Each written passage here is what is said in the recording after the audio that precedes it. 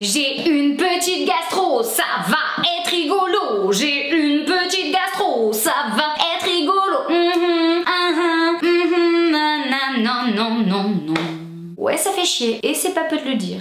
Salut les petits chats, c'est Juju Cat et j'espère que vous allez bien. Ou en tout cas, que vous allez mieux que moi. C'est quand même un comble de se balader absolument partout avec un masque et de choper une gastro. À qui ça arrive ça? Bref, gastro ou pas, toujours au maximum de mon énergie pour vous retrouver sur YouTube. Surtout qu'aujourd'hui, on se retrouve pour une toute nouvelle vidéo qui, comme vous pouvez le voir, vu que je porte mes lunettes, est une vidéo relativement sérieuse. Et je pense qu'au vu du titre de la vidéo, vous vous êtes dit ah ouais, en fait d'accord, la meuf est égocentrique au max, elle s'auto-kiffe. La réalité les gars, c'est que je me suis dit que ça faisait un petit moment maintenant qu'on s'était pas retrouvés sur YouTube pour se poser vous et moi et faire les vidéos je pense que je préfère faire sur ma chaîne, celles où on discute de sujets qui nous touchent toutes et tous. Vous le savez, ça fait un petit moment maintenant sur ma chaîne que j'ai traité différents sujets comme la confiance en soi, le regard des autres, qui sont des vidéos hyper importantes que je vous remets en description si vous avez besoin de les regarder, parce que je vous fais part un petit peu de mes expériences personnelles, que j'essaye de vous donner à mon échelle des conseils, les conseils qui ont marché sur moi et qui, je l'espère, pourront marcher sur certains d'entre vous. Vous me posez encore tellement de questions du style comment est-ce que t'as réussi à t'accepter, comment est-ce que tu fais pour avoir confiance en toi au quotidien, comment est-ce que t'as appris à t'aimer, comment est-ce que tu fais pour ne pas te focaliser sur tes défauts, sur tes imperfections, sur tes échecs. Franchement les gars, prenez votre thé, prenez votre café, posez-vous avec vos écouteurs dans les oreilles et on va papoter. La première réponse qui me vient en tête quand vous me posez un petit peu toutes ces questions, c'est très clairement que toutes ces choses-là, elles passent par l'amour que j'ai pour moi. Alors ouais, dit comme ça, je sais, ça fait hyper imbu de soi-même, mais c'est pas du tout ça l'idée. C'est simplement que c'est juste normal de réussir à s'aimer, d'apprendre à s'aimer et qu'il n'y a rien de mal là-dedans. Le vrai problème en fait, il vient de la société parce que très souvent, s'aimer, c'est synonyme d'égocentrisme, de narcissisme, ça fait presque prétentieux et du coup ça devient quelque chose d'hyper tabou. On a grandi dans une société où on nous a appris dès le plus jeune âge à être poli, à partager la nourriture, les jouets, etc. À vivre en communauté avec nos camarades, nos proches, avec nos collègues, à accepter et à respecter les autres, voire même à aimer les autres. Qu'est-ce qu'il en est de nous dans tout ça? Qu'est-ce qu'on nous a appris sur le respect et l'amour envers soi-même? Et si justement, depuis toujours, depuis qu'on est tout petit, on oubliait le point le plus essentiel, c'est-à-dire l'apprentissage de l'amour de soi, du respect envers soi-même. Quand t'as la gastro, c'est ce genre de rot qui sort. C'est celui qui vient vraiment des profondeurs là, qui fait comme une bulle d'air. On est content. Si vous avez besoin que quelqu'un analyse vos rots, faites appel à Juju Cat. À travers cette vidéo, en fait, j'ai simplement envie qu'on essaye de faire machine arrière, qu'on reprenne tout à zéro et qu'on essaye d'apprendre à s'aimer soi-même. Et là, vous allez me dire, ouais, mais Juju, s'aimer, ça veut dire quoi? S'aimer, c'est apprendre à accepter la personne que l'on est, aussi bien à l'intérieur, parce que c'est hyper important, qu'à l'extérieur. À l'intérieur, ça revient tout simplement à comprendre qu'on a tous des qualités, qu'on a tous des défauts, évidemment, mais qu'on a aussi des forces et des faiblesses. Attention, force et faiblesse, c'est pas du tout la même chose que qualité et défauts. Les qualités, les défauts, c'est des choses qu'on a en nous un petit peu depuis toujours et qui ont été conditionnées, je dirais peut-être par notre environnement, tandis que les forces et les faiblesses, c'est plutôt des choses qui se sont développées au fur et à mesure de notre vie, qui continueront de se développer par rapport à des choses et à des événements vraiment qu'on a vécu et qui ont été marquants. Ce qui est important, c'est d'avoir conscience de tout ça, d'être capable de les reconnaître et surtout d'être capable de les nommer. En réalité, tu sais, c'est un peu comme quand tu passes un entretien d'embauche, que t'es stressé comme Jaja, que t'as ton employeur qui est devant toi et qui te regarde en te disant: alors mademoiselle, selon vous, quelles sont vos plus grandes forces et vos plus gros atouts pour cette société? Ou à contrario que le futur employeur va te demander quels sont vos plus gros défauts, parce que on va pas se cacher qu'on a tous appris les gars qu'au moment de faire un entretien d'embauche, il fallait réussir à tourner ses défauts comme étant des qualités pour dire ouais, j'ai des défauts mais j'ai conscience que je peux faire des trucs hyper cool avec. Et même si là on rigole, la vérité les gars, c'est que sans déconner, vous devez réellement être capable de faire presque une liste de toutes ces choses pour vraiment en prendre conscience et réussir à accepter certaines choses, à voir s'il y a des choses sur lesquelles vous pouvez travailler, mais vraiment prendre conscience de tout ça, c'est un pas hyper important pour apprendre à savoir qui l'on est et à aimer la personne que l'on est. Il y a un petit truc aussi qui est hyper important à retenir, c'est que la majorité du temps, ce que vous estimez comme étant des choses négatives chez vous, c'est simplement parce que vous êtes beaucoup trop exigeant avec vous-même, vous vous jugez vous-même avec beaucoup plus de méchanceté que vous n'auriez jugé l'un de vos proches. La vérité, c'est simplement qu'on a énormément de mal à se satisfaire de ce que nous sommes, de qui nous sommes. On voudrait toujours être plus, on voudrait toujours faire plus. Je me dis juste, mais si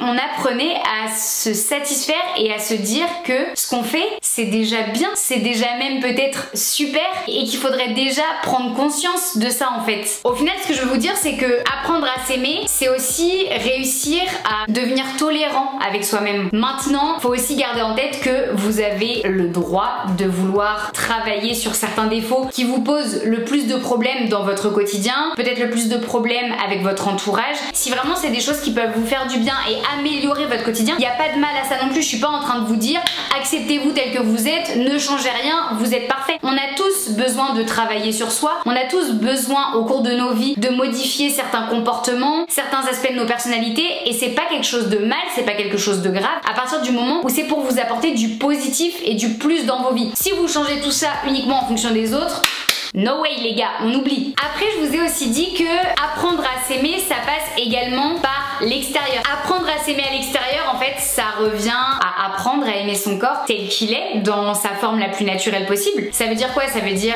adieu les filtres Instagram, ou en tout cas, ça veut dire que vous ne devez pas vous sentir mieux avec un filtre Instagram sur la tronche ou un filtre Snapchat. Vous devez vous sentir tout aussi bien, voire même mieux sans ce filtre. Ça veut également dire que le make-up n'est pas censé remplacer votre propre beauté. Le make-up, ça doit être du plaisir, ça doit être quelque chose que vous faites parce que vous aimez ça, parce que c'est de l'art, et pas parce que vous voulez à tout prix cacher quelque chose, une différence, une particularité ou une beauté dont vous êtes doté naturellement. Parce que oui, je le répète, je l'ai déjà dit, mais je le redirai, vous êtes tous beaux et belles au naturel. Toutes ces choses-là, il faut que vous arriviez à prendre du recul par rapport à ça, parce que ça fausse en fait votre perception, ça fausse la perception que vous avez de vous-même, et c'est pas sain à terme, parce que du coup, vous grandissez avec cette image faussée, vous vous dites que c'est de cette façon que vous êtes le ou la plus jolie, que vous pouvez plaire, et que votre version la plus naturelle, elle ne peut pas être montrée en société parce qu'elle serait jugée, parce que les gens se moqueraient, parce que vous ne vous sentez pas bien dedans. Et en fait, moi franchement, ça me tue, genre ça me retourne le bide quand je vois que les gens n'arrivent pas à s'apprécier à leur juste valeur. Ça me fait mal, en fait, ça me fait mal vraiment. Apprendre à s'aimer à l'extérieur, c'est aussi arrêter de se comparer aux autres, arrêter de se dévaloriser par rapport aux autres. Là, je parle d'un point de vue corporel, d'un point de vue esthétique, parce que vous valez, esthétiquement parlant, tout autant que les autres. Ce qu'il faut comprendre, c'est que de toute façon, vous aurez beau faire ce que vous voulez, vous n'aurez jamais le même physique que quelqu'un d'autre. Donc plutôt que d'envier ce que vous estimez être des atouts chez la voisine, prenez conscience de vos propres atouts, de vos propres qualités physiques, de vos propres différences et particularités physiques qui font que vous êtes vous et qui font que vous avez votre propre beauté et votre propre définition de la beauté. En fait, à un moment donné, il est juste temps de réaliser que tous les corps sont beaux dans leurs formes les plus naturelles, les plus singulières, les plus différentes et les plus personnelles possibles. Toutes les choses que vous voyez sur vous comme étant des imperfections sont en fait toutes les choses qui, aux yeux des gens, mais qui surtout à vos propres yeux, vous confèrent et doivent vous conférer tout le charme en fait de votre personne. Toujours pareil, je mets une nuance, c'est comme pour les traits de caractère, pour les petits défauts, etc.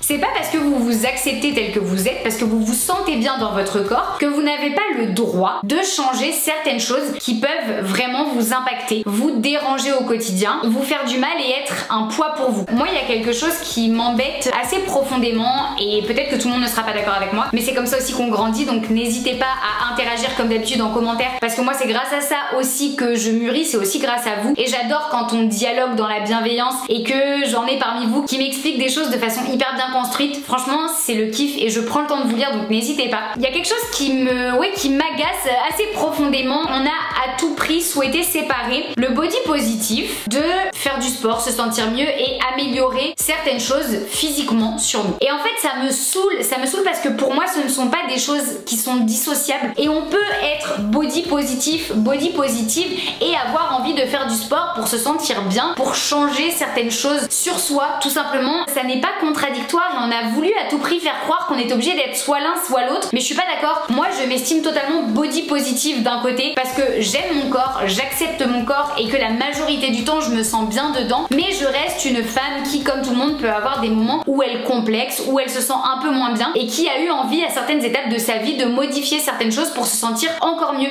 Et ça veut pas dire que je me sens pas bien dedans et que j'ai pas envie de le chérir au quotidien, ça veut juste dire que en modifiant certaines choses, bah oui, parfois je me sens mieux. Vous avez le droit d'être les deux, c'est pas mal. Vous avez le droit de vous aimer tel que vous êtes et d'apprendre à vous aimer tel que vous êtes, mais vous avez aussi le droit d'avoir envie de faire un peu attention à votre alimentation parce que c'est aussi ce qui vous aide à vous sentir bien, à vouloir faire du sport parce que là encore ça vous permet d'être bien dans votre tête, dans votre corps, parce que vous allez peut-être voir s'opérer quelques changements physiques qui vont vous faire kiffer en fait, tout simplement. Apprendre à s'aimer, c'est aussi être conscient qu'on n'atteindra jamais la perfection. Et du coup quelque part c'est savoir se pardonner et savoir pardonner les erreurs qu'on a pu faire dans le passé.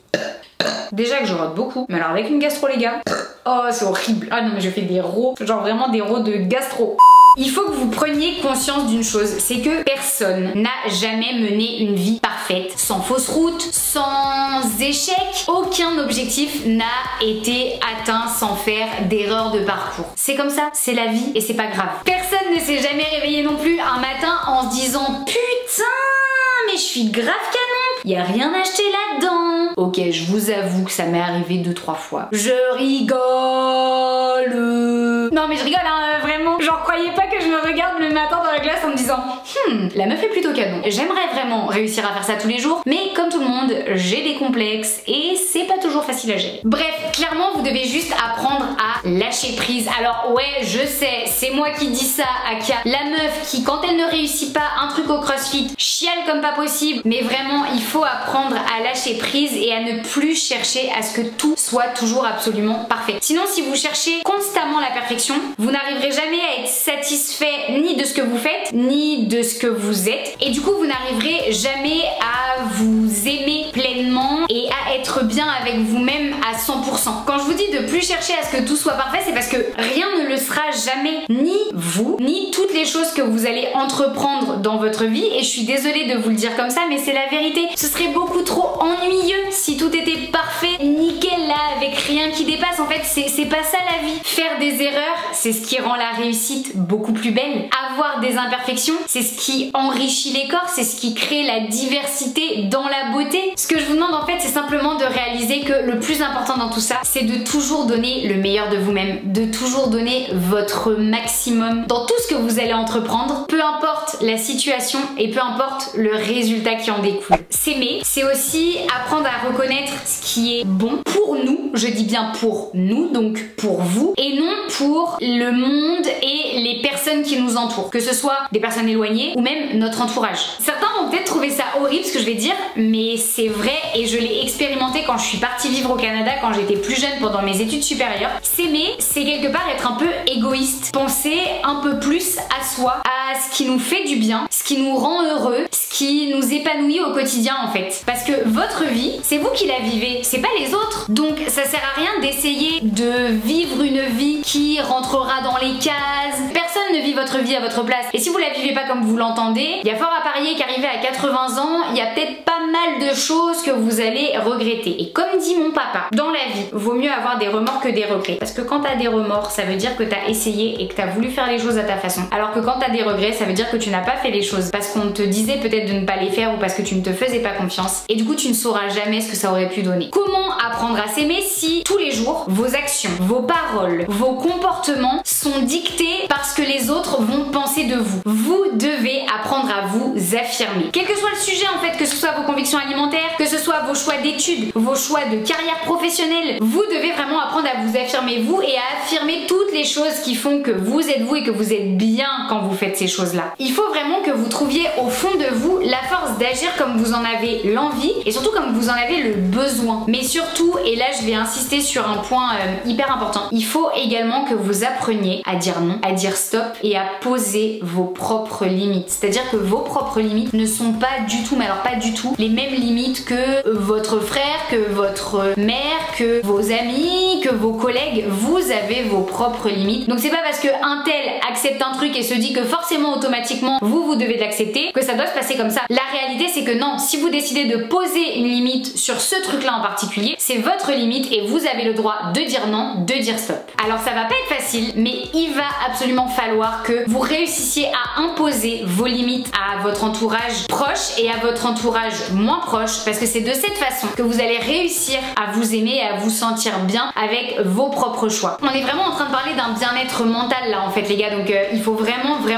que vous fassiez ce travail là. C'est pas normal en fait de dire toujours oui et amen à tout. Moi la première, j'ai longtemps fonctionné comme ça, je me suis longtemps dit que si je disais non, ça allait être quelque chose de mal, qu'on allait m'en vouloir, que j'allais devenir la méchante. Et du coup c'est vrai que j'avais toujours tendance à dire comme tu veux, si t'as envie, si tu préfères. Mais à un moment donné, qu'est-ce que je veux moi en fait? Qu'est-ce qui moi me rend heureuse? Qu'est-ce qui moi me fait du bien? Est-ce que je dis oui parce que c'est un automatisme? Ou est-ce que je dis oui parce que vraiment ce qui va se passer derrière va me faire du bien et va m'apporter quelque chose en plus? C'est ça les questions qu'il faut vous poser. S'aimer, c'est aussi apprendre à être fier de soi. Être fier de toutes les petites choses que vous avez accomplies, de toutes les choses que vous allez accomplir aussi. Et croyez-moi que très clairement, si vous vous mettez à les compter, à les énumérer, vous allez vous rendre compte qu'il y en a beaucoup des choses pour lesquelles vous pouvez être fier, et surtout beaucoup plus que vous ne pensez. C'est pas forcément toujours des choses énormes dont vous devez et dont vous pouvez être fier. Il y a plein de petites victoires du quotidien dont vous avez le droit de vous satisfaire. Typiquement là je vais vous donner un exemple débile, ou en tout cas qui pourrait paraître débile, mais qui au final moi m'a fait un bien fou. Je passais littéralement 7h30 sur mon téléphone par jour, parce que mon téléphone c'est à la fois un divertissement et mon travail. Donc j'y passais un temps juste mais considérable. Je me suis dit ok, j'en ai ras-le-bol, j'en ai marre de passer autant de temps happé par les écrans, parce que je me rendais compte que j'étais de moins en moins concentrée, j'étais moins productive dans mon travail, etc. Et je me suis dit putain, il faut que j'arrive à me détacher de ça. Et je suis passée de 7h30 par jour à 4h30 par jour. Donc ça fait quand même 3 heures en moins. Comme d'habitude, j'ai eu ce sentiment de oh, putain ouais mais c'est pas assez. Ouais mais non en fait, c'est déjà 3 heures en moins par jour. Donc si tu fais le calcul par semaine, ça fait quand même 21 heures en moins par semaine sur le téléphone. 21 heures que je peux faire pour faire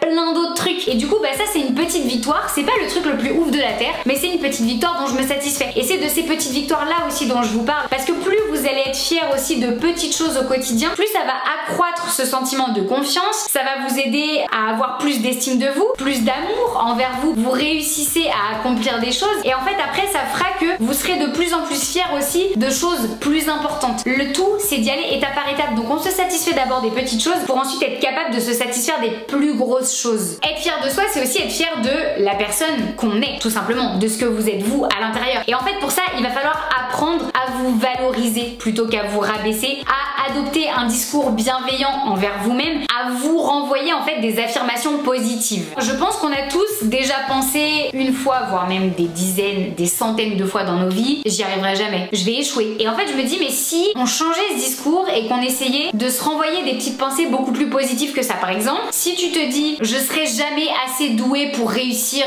telle ou telle chose, pourquoi est-ce que tu essaierais pas plutôt de te dire ok, va falloir que je travaille dur, ça va peut-être prendre du temps, mais je peux et je vais y arriver. C'est beaucoup plus positif en fait. Apprendre à s'aimer, c'est aussi prendre du temps pour soi et réussir à prendre du temps pour se sentir bien à la fois mentalement et physiquement. J'insiste parce que les deux vont de pair, c'est pas possible de les dissocier. Ça peut passer par une bonne alimentation, parce que très clairement, quand on mange mal, on peut avoir des troubles du sommeil, on peut avoir des ballonnements, une sensation de ventre gonflé, on peut avoir aussi la peau grasse, des boutons, et c'est plein de choses qui ne vont pas vous aider à vous sentir bien. Alors qu'une bonne alimentation, tout de suite vous allez avoir meilleure mine, une belle peau, le ventre qui sera beaucoup plus agréable.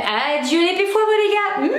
C'était glamour. Vous allez peut-être mieux dormir aussi, donc qui dit mieux dormir dit avoir une encore meilleure mine. Et en fait tout ça c'est un cercle vicieux, donc vraiment avoir une bonne alimentation ça peut réellement vous aider à vous sentir bien avec vous-même. Après il y a aussi le fait de pratiquer un sport. Alors là j'ai pas envie de vous bassiner avec faites du crossfit, faites de la muscu parce qu'il y a que ça dans la vie, c'est pas vrai, c'est ce que j'aime moi, mais vous avez le droit d'aimer tout un tas d'autres sports. L'idée c'est simplement de trouver le sport dans lequel vous vous épanouissez, le sport qui vous vide la tête, qui vous aide à vous sentir bien dans votre corps, parce qu'il n'y a pas que la muscu. Attendez, remontage de lunettes. Il n'y a pas que la muscu et il n'y a pas que le crossfit qui vous aide à vous sentir bien et à vous accepter tel que vous êtes. Il y a tout un tas de sports qui peuvent vous aider à avoir ces sentiments-là. Et prendre du temps pour soi, ça veut aussi dire s'octroyer des moments rien qu'à vous. Genre des moments off où vous allez lire un livre qui vous attend depuis longtemps parce que ce livre-là, il vous donne envie, il vous fera kiffer. Ou vous allez aller peut-être même vous balader tout seul, toute seule, juste pour souffler en fait, pour vous retrouver avec vous-même, pour presque vous parler à vous-même dans vos têtes. Enfin moi, combien de fois je me suis retrouvée à me parler à moi-même et ça me fait du bien en fait. Vraiment, je sais, dit comme ça c'est bizarre, mais ça me fait du bien. N'hésitez pas même à prendre du temps pour vous faire un masque ou faire des petites choses en fait au quotidien qui vous font du bien et qui vous permettent de décrocher des autres, de l'environnement et d'être juste seul avec vous-même en fait, parce que c'est hyper important d'être capable de se retrouver seul avec soi-même aussi. Apprendre à s'aimer, ça passe par la connexion que vous avez avec vous-même, le temps que vous allez passer à faire ce travail d'introspection, c'était le mot que je cherchais les gars. Et c'est pour ça que j'ai tourné autour du pot, mais j'ai trouvé le mot. J'espère vraiment que cette vidéo vous aidera, que cette vidéo vous fera du bien, qu'elle répondra à certaines de vos questions que vous me posez énormément sur mes réseaux sociaux. J'avais besoin de vous faire cette vidéo, j'avais besoin de parler avec vous de ces sujets-là. Et surtout les gars, putain, on est dans mon nouveau bureau quand même. Je l'ai même pas calé encore depuis le début de cette vidéo, mais on est dans mon nouveau bureau. Je suis trop contente de faire cette première vidéo YouTube face caméra dans mon nouveau chez moi. Je trouve que le décor se prête très bien à une petite discussion en toute zénitude entre nous. Donc écoutez, c'est la première, mais certainement pas la dernière. Si vous avez aimé la vidéo, n'hésitez pas à mettre une tête de chat